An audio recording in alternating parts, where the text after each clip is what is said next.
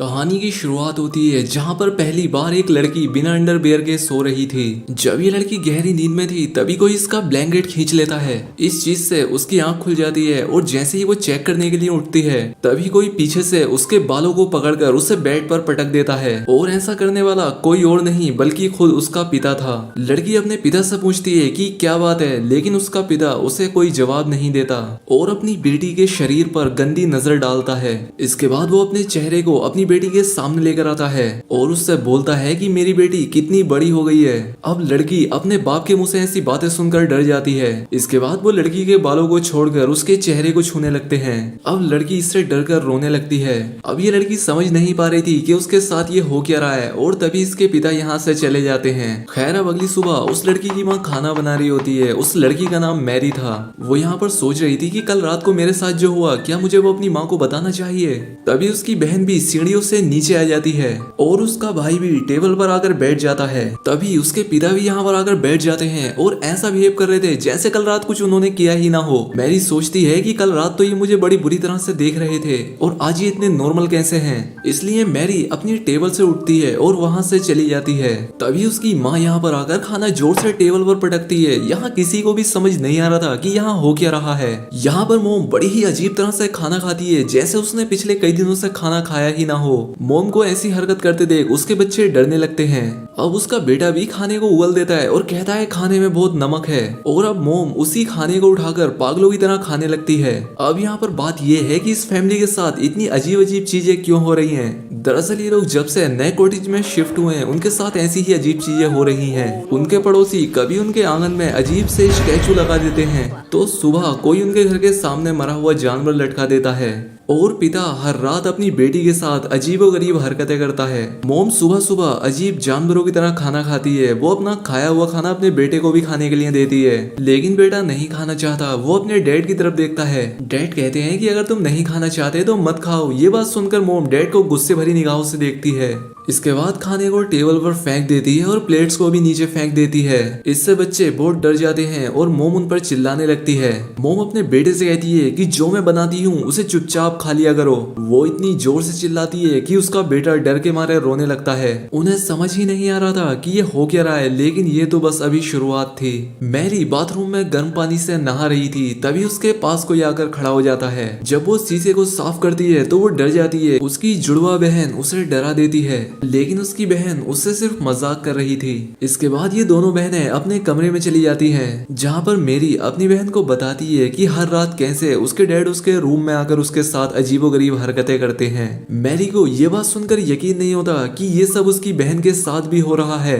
तभी उनके डैड भी वहाँ पर आ जाते हैं। ये दोनों बहनें जो आपस में बात कर रही थी, इनके डैड ने भी वो सब सुन लिया था। यहाँ पर डैड उनसे कुछ पूछने लगते हैं और इतने में ही वो एक चाकू निकाल कर उन पर अटैक कर देते हैं। मैरी उन्हें धक्का देकर गिरा देती है और इसके बाद ये दोनों बहनें यहाँ से भाग जाती हैं। लेकिन तभी अचानक से फिर से उनके डैड उनके सामने आ जाते हैं और मैरी के बालों को पकड़ लेते हैं। वो कुछ देर के लिए इन दोनों को देखते हैं। इसके बाद मैरी को नीचे फेंक देते हैं। मैरी सीढ़ियों पर जाकर गिरती है और वहीं पर बेहोश हो जाती है। मैरी की बहन एना डर कर वहाँ से भागने लगती है। जब वो पीछे मुड़कर देखती है तो वो पाती है कि उसके डैड उसके पीछे नहीं आ रहे हैं। डैड स्टोरेज रूम में जाते हैं और वहाँ से एक बड़ा सा हथौड़ा लेकर बाहर आते हैं। दूसरी तरफ मैरी को भी होश आ जाता है और वो अपनी बहन को ढूंढने लगती है। तभी उसे लगता है कि उसके पीछे कोई है और जब वो पीछे मुड़कर देखती है तो वो पाती है कि उसके डैड हथौड़ा लेकर उसके पीछे खड़े थे। अब वो हथौड़ा लेकर मैरी पर हमला करने ही वाले होते हैं कि तभी एना जोर से चिल्लाती है, जिससे डैड रुक जाते हैं। एना एक बैट से अपने डैड के मुंह पर जोर से मारती है,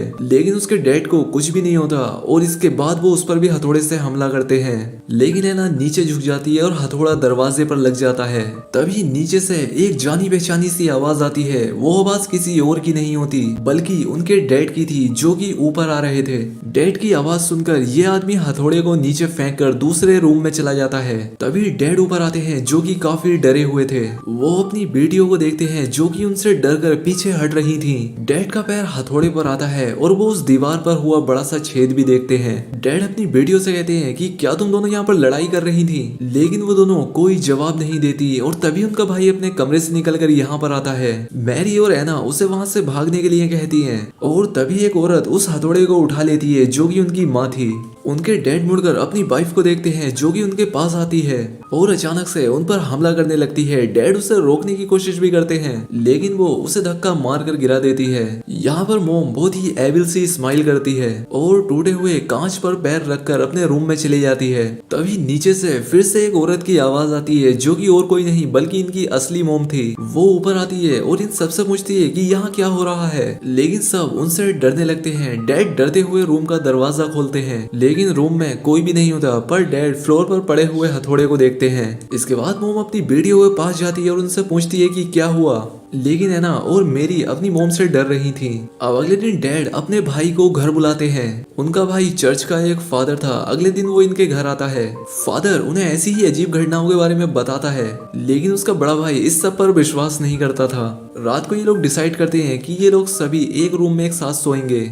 आधी रात में उनके छोटे बच्चे को टॉयलेट आती है और वो बिना किसी को परेशान किए खुद अकेला ही बाथरूम में चला जाता है। तभी हूबहू उसके जैसा दिखने वाला बच्चा रूम में आता है। वो बच्चा एक चाकू उठाता है और अजीब सी स्माइल करता है। वो फादर को मारना चाहता था लेकिन वो उसे नहीं मारता। ऐसा लग रहा था जैसे उसे किसी चीज ने रोक दिया हो। तभी फादर अपनी आंख खोलते हैं और फादर की वजह से ही ये लोग एक रात चैन की नींद ले पाए थे। अब क्योंकि फादर अकेले इस चीज से नहीं लड़ सकते थे इसीलिए वो अपनी एक सीनियर की हेल्प मांगते हैं। सभी सीनियर आपस में बैठकर बात करते हैं कि आखिर इस फैमिली के साथ हो क्या रहा है और ये सभी लोग एक्सोर्सिज्म करने का प्लान बनाते हैं। ये फादर अपने काम में काफी माहिर होता है और इसके काफी चाहने वाले भी थे। शाम को फादर्स की टीम उनके घर जाने के लिए निकलती है लेकिन रास्ते में एक कौवा उनकी गाड़ी के कांच पर अटैक करके उसे तोड़ देता है जिससे गाड़ी का बैलेंस बिगड़ जाता है और गाड़ी एक गड्ढे में जाकर क्रैश हो जाती है। दूसरी तरफ डैड अपनी बेटी मेरी को बेड से बांध देता है। यहाँ पर मोम उसे समझाने की कोशिश करती है लेकिन वो कहता है कि ये सब ठीक करने का बस यही एक रास्ता है। अब आधी रात में फादर खून से लथपथ होकर उनके घर आते हैं और बताते हैं कि सभी फादर्स मारे जा चुके हैं इसलिए अब जो भी करना है वो हमें ही करना होगा। यहाँ पर मैरी को बेड से बंधा हुआ देखकर वो अपना काम करना चाहते थे लेकिन उन्हें इसमें डर लग रहा था क्योंकि लास्ट टाइम जब उन्होंने एक्सोर्सिज्म करने की कोशिश की थी तो शैतान ने फादर की पूरी फैमिली को मार दिया था। उन्हें डर लग रहा था कि कहीं फिर से ऐसा ना हो जाए और अगर ऐसा हुआ तो वो अपने भाई की फैमिली को भी नहीं बचा पाएंगे और इस बात का पछतावा उसे पूरी जिंदगी रहेगा। लेकिन उसका भाई अपने घुटनों पर बैठकर उससे भीख मांगता है कि तुम कुछ करो, हमें शैतान से लड़ना ही होगा वरना वो हम सभी को मार देगा। ये बात सुनकर फादर कैंडल जलाता है और मैरी के ऊपर होली वाटर को छिड़कता है। मैरी होली वाटर की वजह से चिल्लाने लगती है। उसे समझ नहीं आ रहा था कि ये हो क्या रहा है। इसके बाद फादर मैरी के सीने पर एक क्रॉस रख देता है और उसे एक लकड़ी से मारने लगता है। मैरी दर्द से चिल्लाने लगती है और उससे पूछती है कि वो उसके साथ ऐसा क्यों कर रहा है। फादर डैड से कहता है कि क्या तुम अब भी इस सब को जारी रखना चाहते हो, जिस पर डैड मैरी के पैर को पकड़ लेता है जिससे वो हिल ना पाए। अब मैरी जोर जोर से रोने और चिल्लाने लगती है और फादर जोर जोर से उस छड़ी से मैरी को मारता चला जाता है। ये देखकर उसके पिता रोने लगते हैं। इसके बाद फादर दूसरी वुडन स्टिक निकालता है और उससे मैरी को मारने लगता है। मैरी दर्द के मारे बेहोश हो जाती है और वहीं दूसरी तरफ जहां एक्सीडेंट हुआ था वहां पर पुलिस की टीम जाती है। जैसे ही वो फादर की टीम को गाड़ी से निकालती है उस गाड़ी में ब्लास्ट हो जाता है। उन सभी फादर में डैड का भाई भी बेहोश होता है, जिसका मतलब ये था कि वो आदमी जो कि मैरी के घर है वो उसका अंकल नहीं बल्कि खुद ही शैतान है जो कि मैरी को लगातार पीटे जा रहा है। अब मैरी की मोम से और बर्दाश्त नहीं होता। वो कहती है ये कोई एक्सोर्सिज्म नहीं है, ऐसा करने से तो मेरी बेटी मर जाएगी। वो फादर को पकड़ लेती है ताकि वो मैरी को मार ना सके। वो अपने हस्बैंड को देखती है और उससे कहती है कि हम अब और नहीं कर सकते, इससे सही तो ये होगा कि हम सब लोग एक साथ ही मर जाएं। लेकिन तभी ये अपनी वाइफ को धक्का मार देता है और अपने भाई से रिचुअल कंटिन्यू करने को कहता है। तभी उस आदमी को एक आवाज सुनाई देती है जो कि उससे कह रही थी कि वो एक डरपोक आदमी है और वो गलत का साथ दे रहा है। और तभी जैक को सब समझ आने लगता है। वो अपनी वाइफ का गला दबाने लगता है और फादर एक खतरनाक सी स्माइल करता है। अब वाइफ एक कांच के गिलास को उठाती है और अपने हस्बैंड के सिर पर दे मारती है, लेकिन वो भी अपनी वाइफ को दीवार पर पटक देता है जिससे कि उसे बहुत चोट आती है।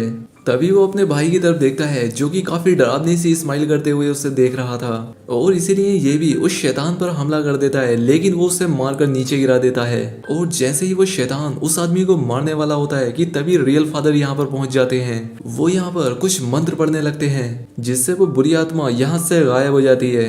मैरी बुरी तरह से जख्मी हो गई थी। वो स्टोरेज रूम की तरफ जाने लगती है और अपने डैड की तरफ देखते हुए पूछती है कि तुमने मुझे इतनी देर तक मार खाने क्यों दी।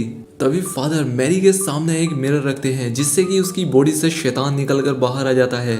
फादर उस शैतान को अपने शरीर के अंदर ले लेता है और अपने भाई से उसे मारने के लिए बोलता है, जिस पर उसके भाई टूटे हुए क्रॉस को उसके सीने में घुसा देता है, जिससे फादर और वो शैतान दोनों ही एक साथ मर जाते हैं। और इसी के साथ इस मूवी का भी यहाँ पर एंड हो जाता है। तो दोस्तों उम्मीद करता हूँ कि आपको एक्सप्लेनेशन पसंद आई होगी। अगर वीडियो अच्छी लगी हो तो वीडियो को लाइक और चैनल को सब्सक्राइब जरूर करें।